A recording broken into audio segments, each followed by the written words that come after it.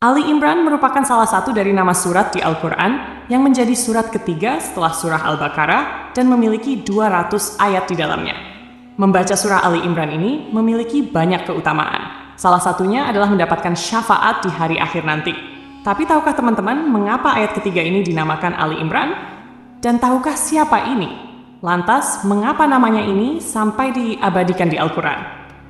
Untuk itu, di video ini kita akan membahas tentang keluarga Imran. Bismillahirrahmanirrahim. Assalamualaikum warahmatullahi wabarakatuh, sobat yang dimuliakan Allah. Semoga kita selalu dalam keadaan sehat walafiat. Amin ya rabbal alamin. Ali Imran ini jika diterjemahkan Al atau Ali, itu artinya keluarga atau pengikut. Singkatan dari Al seperti Ahlus Sunnah artinya pengikut sunnah. Terus jika keduanya digabungkan memiliki arti Ali Imran atau keluarganya Imran. Maka siapakah Imran ini? Ada dua perbedaan pendapat dari para ulama mengenai siapakah keluarga Imran ini.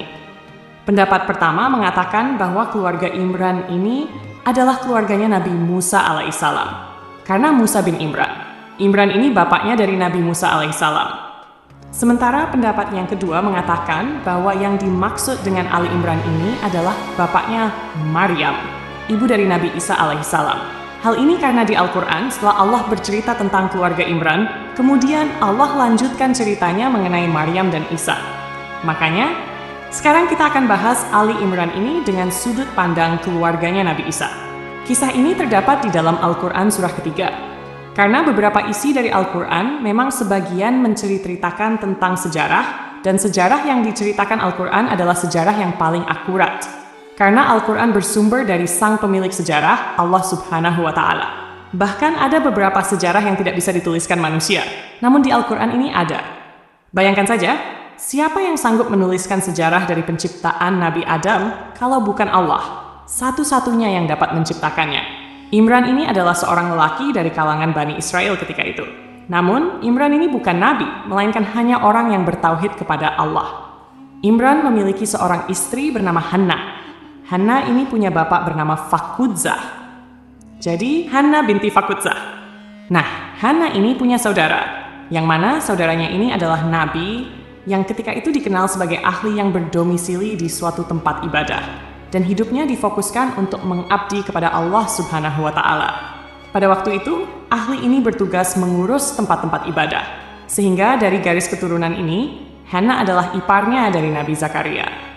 Suatu hari, ketika Hannah sedang berteduh di bawah sebuah pohon, ia melihat ada induk burung yang sedang memberi makan anaknya. Dari sinilah timbul hasrat dari Hannah untuk punya anak lagi. Lantas Hannah berdoa kepada Allah. Ketika Hannah berikrar kepada Allah, itu sangatlah tulus. Dan dengan izin Allah, doanya pun dikabulkan. Hingga akhirnya, Hannah pun mengandung. Saat masa kehamilannya, Hannah berkata kepada Allah, "Ya Allah, aku berikrar bahwa apa yang ada di dalam perutku ini akan menjadi seorang lelaki atau pelayan di Baitul Maqdis." Yang dimaksud dengan pelayan di sini adalah seorang pengurus atau alim untuk Baitul Maqdis. Jadi, sebelum anaknya dilahirkan, Hannah sudah menyerahkan anak tersebut untuk hanya fokus beribadah dan meninggalkan segala sesuatu yang berbau dunia, serta senantiasa hanya beribadah pada Allah selama hidupnya. Inilah ungkapan rasa syukur Hannah kepada Allah karena bisa mengandung dan akan segera mempunyai anak. Tatkala suatu hari lahirlah anaknya Hannah ini. Namun, yang lahir bukanlah anak laki-laki, melainkan seorang anak perempuan. Dan Allah takdirkan sebelum anak ini lahir, suaminya Hannah yang bernama Imran telah meninggal dunia. Maka ketika bayi itu lahir, ia langsung menjadi yatim. Lalu setelah Hannah mengetahui bayinya ini perempuan, ia berdoa lagi kepada Allah. "Ya Rab, aku melahirkan anak perempuan, dan engkau lebih tahu bahwasanya anak-anak laki-laki tidak sama dengan anak perempuan." Maksudnya di sini bukan berarti anak perempuan lebih rendah dari anak laki-laki, melainkan hanya Allah yang tahu apa yang terbaik untuk anak ini. Begitu juga dengan anaknya Maryam ini. Mereka berdua akan selalu dilindungi oleh Allah. Biasanya, jika ada bayi yang lahir, setan akan menyentuhnya. Tetapi Allah menjaga Maryam dan keturunannya sehingga mereka terlindungi dari gangguan setan. Ketika Maryam lahir, disebutkan bahwa ayahnya telah meninggal dunia. Saat itu, orang-orang alim di Baitul Maqdis berebut untuk merawat Maryam, karena mereka sangat menghormati Imran sebagai seorang yang syalih dan ulama besar. Di antara orang yang berebutan untuk merawat Maryam, Salah satunya adalah Nabi Zakaria. Diriwayatkan bahwa Nabi Zakaria adalah paman dari Maryam. Karena banyak orang yang ingin merawatnya, maka diadakanlah semacam undian untuk menentukan siapa yang akan menjaga Maryam. Allah mentakdirkan nama Zakaria yang keluar sebagai pemenang undian tersebut. Akhirnya, Nabi Zakaria lah yang bertugas merawat Maryam hingga dewasa. Nabi Zakaria kemudian membuatkan sebuah mihrab khusus di Baitul Maqdis untuk Maryam. Mihrab di sini dimaksudkan sebagai tempat khusus untuk beribadah.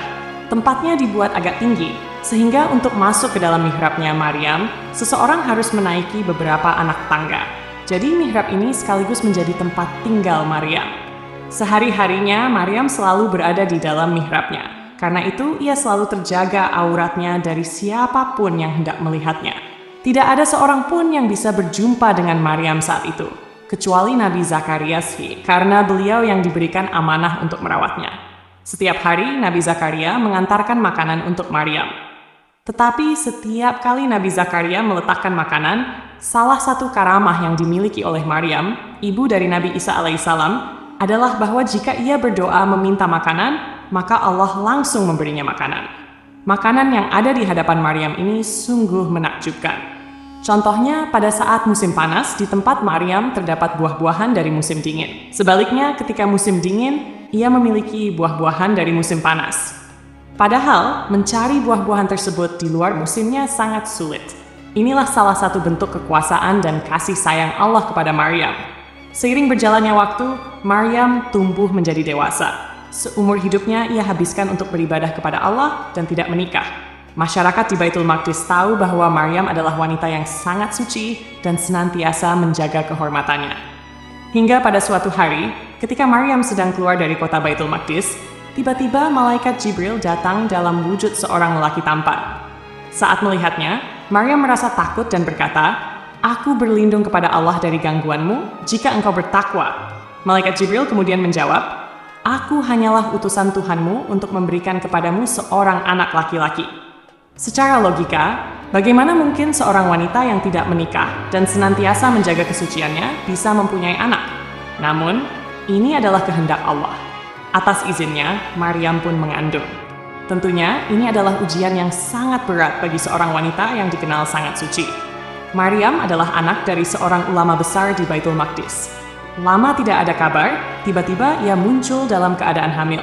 Maryam pun bingung bagaimana menjelaskan hal ini kepada orang-orang di Baitul Maqdis. Karena kondisinya, Maryam akhirnya memutuskan untuk menjauh dari orang-orang, karena ia masih belum tahu harus berkata apa tentang kejadian ini. Banyak orang yang pasti tidak akan mempercayai cerita sebenarnya tentang peristiwa kehamilannya. Seiring berjalannya waktu, ketika Maryam hampir tiba di masa-masa melahirkan, ia merasa kelaparan dan kehausan. Saat itu, Allah memerintahkannya untuk menggoyangkan sedikit batang pohon kurma yang ada di dekatnya. Ketika ia mengguncangkan pohon tersebut, kurma-kurma mulai berjatuhan dalam jumlah banyak. Jika dipikirkan secara logis, pohon kurma itu besar dan memiliki batang yang tinggi. Orang biasa pun tidak akan sanggup mengguncangkannya, hingga kurma di pohon itu bisa jatuh. Apalagi seorang perempuan yang sedang hamil. Tentunya tenaganya berbeda dengan orang biasa yang tidak sedang hamil. Jika ingin mendapatkan kurma, biasanya seseorang harus memanjat pohon tersebut. Namun, sekali lagi, Allah ingin memuliakan hambanya dan menjaga Maryam serta anak di dalam kandungannya. Maka pada suatu hari lahirlah anak yang dikandung Maryam. Anak itu berjenis kelamin laki-laki dan lahir tanpa menangis karena doa dari ibunya Maryam. Kemudian Allah memerintahkan Maryam untuk datang kepada kaumnya. Maka Maryam pun kembali ke Baitul Maqdis sambil menggendong anaknya. Allah juga memerintahkannya bahwa jika ada seseorang yang bertanya kepadanya tentang anak ini, maka ia harus diam. Di sepanjang perjalanan kembali ke Baitul Maqdis, Maryam dicerca oleh orang-orang yang tak sengaja bertemu dengannya. Mereka berkata, "Wahai Maryam, ayahmu seorang imam besar dan ibumu bukan seorang pezina. Mengapa engkau melakukan kemungkaran yang luar biasa ini?" Namun, Maryam tetap diam dan tidak menanggapi cercaan orang-orang itu. Ia terus berjalan menuju Baitul Maqdis, hingga akhirnya sampai di hadapan kaumnya. Melihat Maryam yang menggendong seorang bayi, mereka semakin marah dan beranggapan bahwa ia telah melakukan perbuatan tercela. Jika Maryam berbicara dan mengatakan bahwa anak ini adalah pemberian dari Allah, tentu tak seorang pun dari mereka yang akan percaya. Maka Allah menunjukkan kekuasaannya melalui bayi yang masih berusia beberapa hari ini. Tiba-tiba, bayi itu berbicara, "Sesungguhnya aku adalah hamba Allah. Dia telah memberikanku kitab dan menjadikanku seorang nabi. Dia menjadikan aku orang yang diberkahi dimanapun aku berada, dan dia mewajibkan aku mendirikan salat dan membayar zakat selama aku hidup. Dia juga menjadikan aku seorang yang berbakti kepada ibuku, dan dia tidak menjadikan aku orang yang sombong serta durhaka. Keselamatan atas diriku pada hari aku dilahirkan, pada hari aku akan mati, dan pada hari aku akan dibangkitkan dalam keadaan hidup." Perkataan inilah yang membantah anggapan bahwa Nabi Isa adalah anak Tuhan. Apalagi yang menganggapnya sebagai Tuhan. Nabi Isa adalah manusia, sama seperti kita, yang diwajibkan untuk salat dan membayar zakat. Bayi yang berbicara itu kelak akan menjadi seorang nabi yang senantiasa bertauhid, dan di akhir zaman akan dibangkitkan kembali untuk membunuh Dajjal. Insya Allah di lain kesempatan kita akan membahas kisah lebih lanjut tentang Nabi Isa. Oke, jadi itulah cerita kita kali ini mengenai seorang hamba Allah yang bernama Imran, yang disebutkan dalam Al-Quran surah Ali Imran. Semoga kisah ini menjadi pengetahuan dan manfaat bagi kita semua. Sampai jumpa di kisah-kisah seru dan penuh makna selanjutnya. Lebih dan kurangnya mohon dimaafkan. Nyimpan. Yang benar datangnya dari Allah Subhanahu wa Ta'ala, dan jika ada kesalahan, itu berasal dari saya pribadi sebagai manusia biasa. Wassalamualaikum warahmatullahi wabarakatuh.